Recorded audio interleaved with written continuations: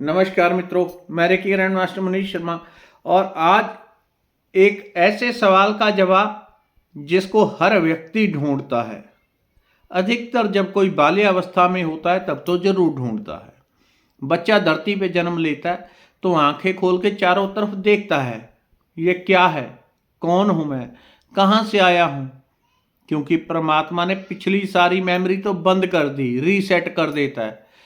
नए जन्म होने पे जन्म तक याद रहता है, बीच बीच में फिर याद आता है। जैसे ही संसार की याद उसके ऊपर हावी होने लगती है, पिछला भूलने लगता है।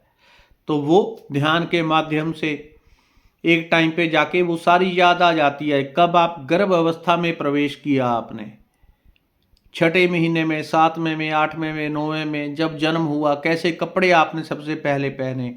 आपको तो बोध नहीं था लेकिन याद सब होता है।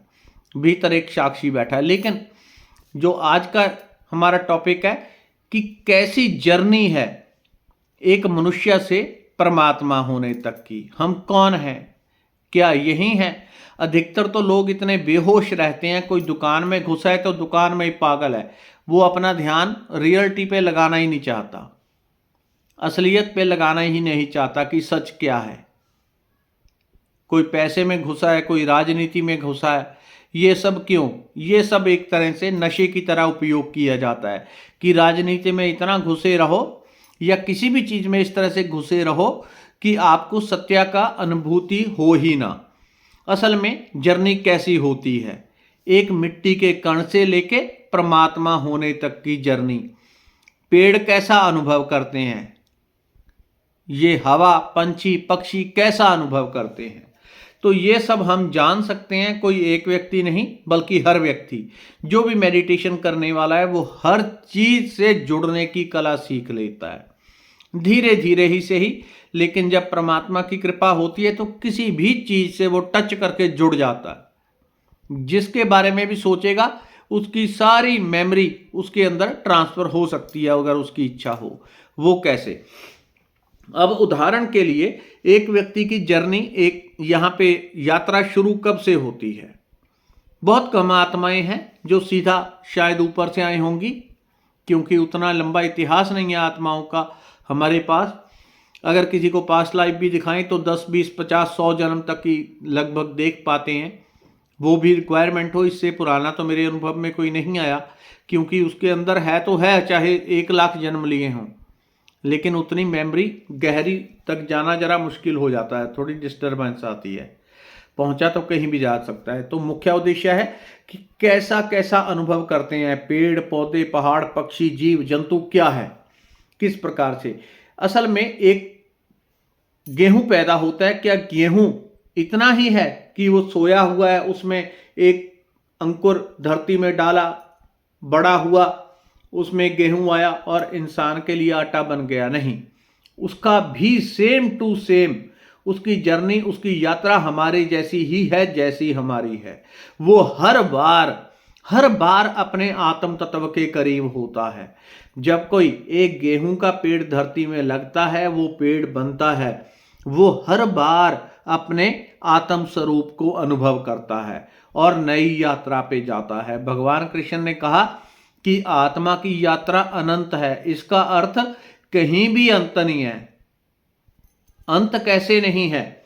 लोग कहते हैं कि यहां से मुक्त हो गए तो अंत है। नहीं, अंत वहां भी नहीं है, उसके भी आगे और क्रम और क्रम और क्रम। फिर एक समय एक आत्मा विकसित होते होते पहले मुक्त होती है, फिर और आगे बढ़ती है तो भगवान, यानी कि जिनको हम अवतार कहते हैं, भगवान बुद्ध, महावीर या जितने भी हमारे गुरुजन हुए वो जिनको हम अवतार कहते हैं, तो उसके भी ऊपर महाविष्णु महाविष्णु महाविष्णु, गतिरोध विष्णु, यानी कि पूरी श्रृंखला हमारे शास्त्रों में तो वर्णित है।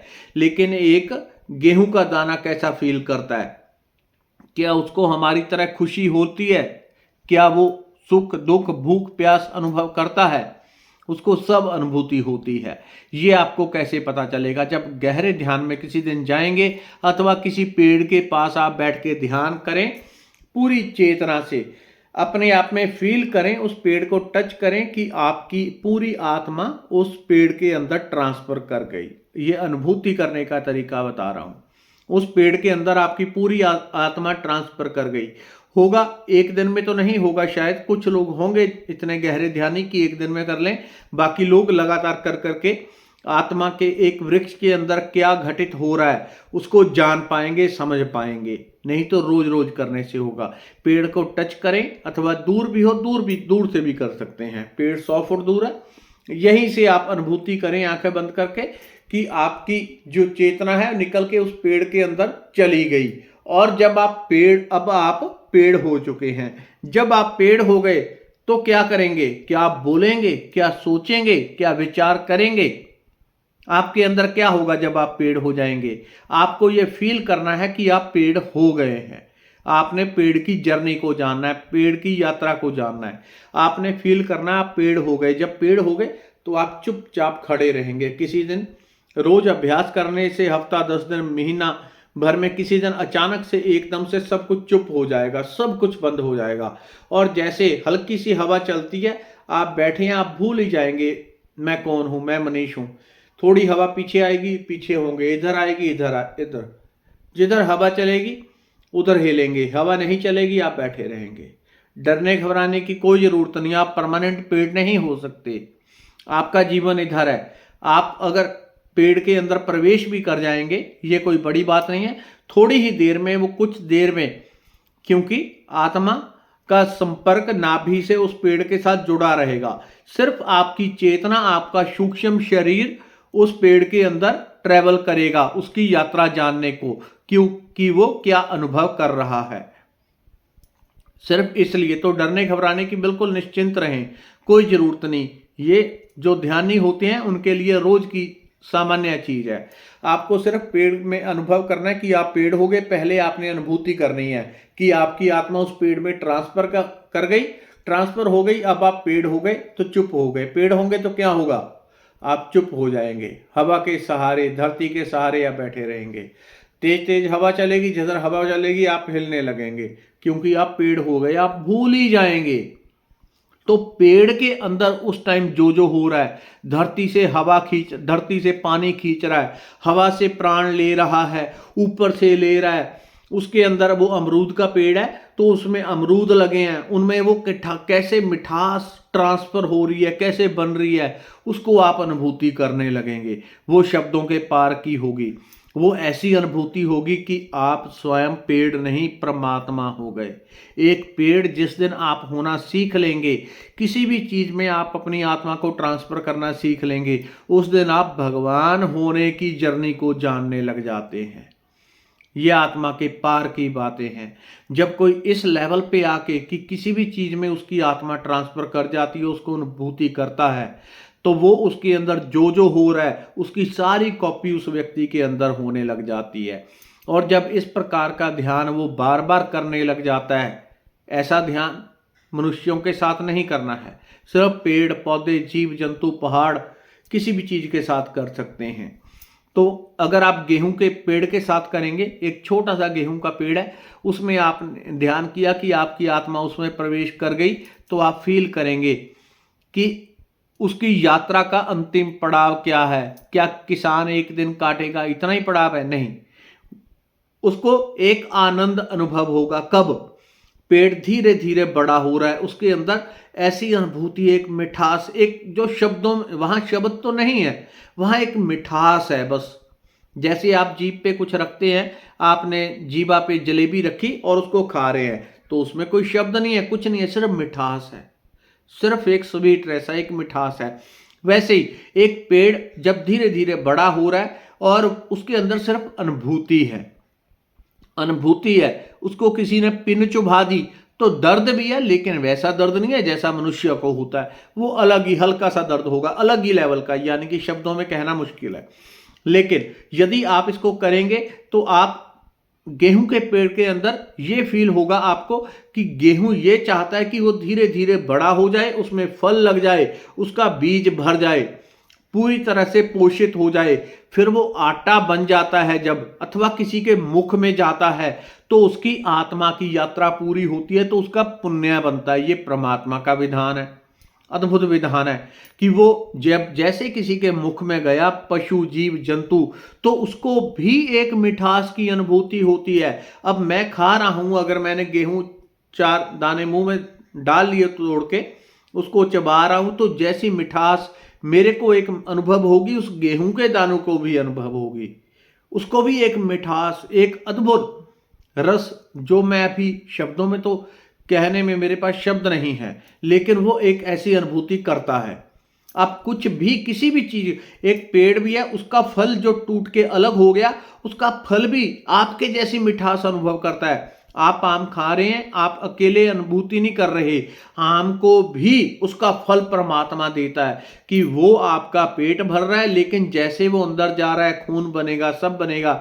तो एक तरह से जिसको हम अपनी भाषा में कह लें कि उसको पुण्य मिल रहा है, वो आपके अंदर जा रहा है, तो उसको एक शांति मिल रही है। कि जैसे यहां पे कोई मनुष्य लोग में कहे कि वो आत्म साक्षात्कार को प्राप्त कर गया, स्वयं को जान गया, अपने आप को जान गया कोई मनुष्य, तो वैसा वो आम का छोटा सा पेड़ भी, आम का फल भी महसूस करता है। जब किसी के काम आ जाता है, किसी के शरीर में जाता है, मैं आम खाऊं वो खून बनेगा, तो उसको फील होता है कि उसकी आत्मा सक्षम, यानी कि सफल हो गई, उसका जीवन सफल हो गया। जैसे कोई मनुष्य कहे कि मैं आत्मा को जान गया और दुनिया से मुक्त हो गया, तो यही मनुष्य का अंतिम ध्याय है। लेकिन आम के साथ भी बिल्कुल ऐसा ही है। तो तब मेरे को ये बातें समझ में आई कि भगवान कृष्ण ने क्यों कहा कि आत्मा की यात्रा अनंत है। एक गेहूं आपके पेट में चला गया, एक चावल चला गया, उसको मोक्ष जैसी अनुभूति होगी कि जो उसको प्राप्त करना था सो उसने कर लिया, अब उससे आगे बढ़ जाएगी, वो मोक्ष हो गया। फिर उसकी आत्मा और ऊंचे दर्जे में, पहले गेहूं थी, फिर लता बन जाएगी, या जो भी प्रकृति में उससे ऊपर है, फिर उसका जन्म मिल जाएगा, फिर उससे उसमें यात्रा उसकी पूरी होगी, फिर उससे और ऊपर, फिर उससे और ऊपर, और अंतिम क्रम पे आके मनुष्य को मनुष्य का जन्म मिलता है।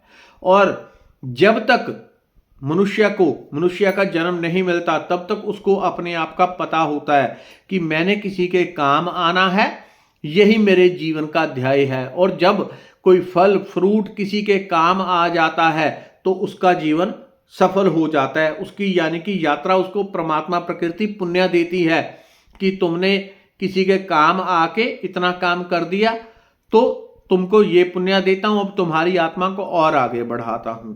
फिर मुझे ये कर्म समझ में आया कि ये इसलिए भगवान ने कहा कि एक, जब मैं मान लो पूर्ण आत्म साक्षात्कार ज्ञान को पा गया, तो मुक्त यहां से हो गया, इस संसार के लेवल पे मुक्त हुआ मैं।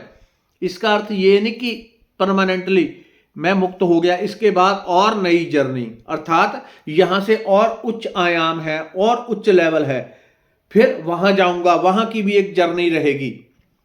अब यहां पे तो जन्म मरण है, वहां पे शायद जन्म मरण नहीं है, वहां पे कुछ और सिस्टम है। फिर वहां का भी एक सर्कल पूरा करूंगा, फिर उससे एक और आगे चला जाऊंगा, एक और सर्कल, ये अनंत अनंत अनंत अनंत, पता नहीं कितना अनंत है।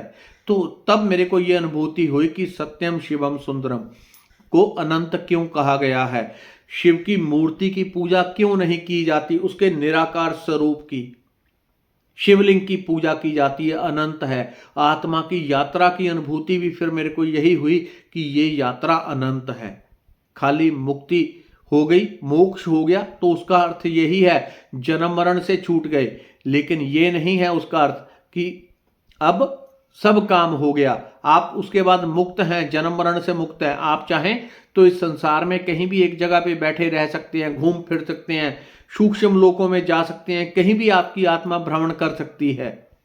आज की वीडियो कुछ और बनाना चाहता था, प्रकृति की इच्छा कुछ और थी, जो सोचा था उसकी विपरीत ही उसने मुंह से निकाल दिया, क्योंकि वो अपने भी हाथ में नहीं होता। एक पाइप की तरह इंसान काम करता है, सच यही है, होता वही है जो उसको करवाना होता है, रियलिटी सच यही है। तो असल में आत्मा की यात्रा इसी तरह से चलती है, और एक दिन शायद वो भगवान के पद पे आ जाता है, जब राम बन के वो धरती पे आते हैं, कृष्ण बन के धरती पे आते हैं, लेकिन फिर भी सीमाएं लगी होती हैं, फिर भी राम को कृष्ण का राम को सीता माता का त्याग करना पड़ता है, वन में जाना पड़ता है, तो भगवान है लेकिन फिर भी एक सीमाओं में है। बैकुंठ में चले गए, ऊपर जाके भगवान नारायण अमृत बांट रहे हैं सबको। फिर राहु केतु आ गया, स्वर भानु, और वो भी पी गया। वहां भी भगवान को पता होगा, क्या भगवान को पता नहीं होगा कि ये राक्षस है पी रहा है, लेकिन उसको पिला दिया, फिर उसका सर भी काट दिया। ये प्रकृति के अनंत रहस्य शायद अनंत अनंत काल तक भी हम अनुभव करते हुए नहीं जान पाएंगे, या जानकर भी अज्ञानी रह जाएंगे। धन्यवाद।